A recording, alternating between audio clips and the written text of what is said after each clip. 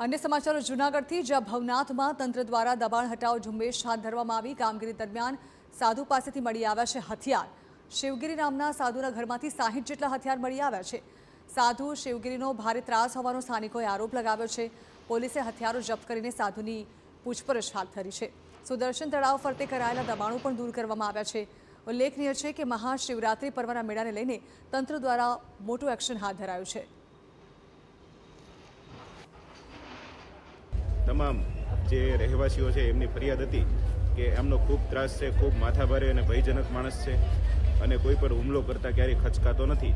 એટલે આજે આ વ્યક્તિ છે એનું દબાણ છે એ તોડી પાડવામાં આવ્યું છે અને એના ઉપર જે સર્ચ કર્યું તો એના ઘરમાંથી 50-60થી વધારે હથિયારો પણ મળી આવ્યા છે। આ તમામ હથિયારો કબજે લઈ અને પોલીસને સોંપવામાં આવેલા છે અને એના ઉપર ગુનો દાખલ કરવામાં આવેલો છે। તો ડિમોલિશનની કામગીરીમાં જોતરાયેલી ટીમે આરોપી શિવગીરી સાધુએ કરેલું દબાણ પણ તોડી પાડ્યું છે। આરોપી સામે અગાઉ પણ અનેક ગુનાઓ નોંધાયેલા હોવાનું પોલીસ તપાસમાં ખુલ્યું છે। સાથે જ અગાઉ માથાભારે સાધુને ભવનાથમાંથી તડીપાર પણ કરાયો હતો।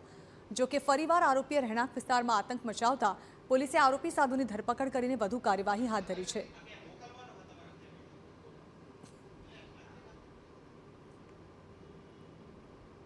અગાઉ પણ તેને ભવનાથ વિસ્તારમાંથી તડીપાર કરવામાં આવેલો છે। આગામી મેળાને ધ્યાને રાખી અને ભવનાથ પોલીસ સ્ટેશન દ્વારા આ મહાશિવરાત્રિના મેળાને ધ્યાને રાખીને તેમને તડીપાર કરવા માટેની દરખાસ્ત એસડીએમ કચેરી જૂનાગઢ ખાતે મોકલી આપેલ છે।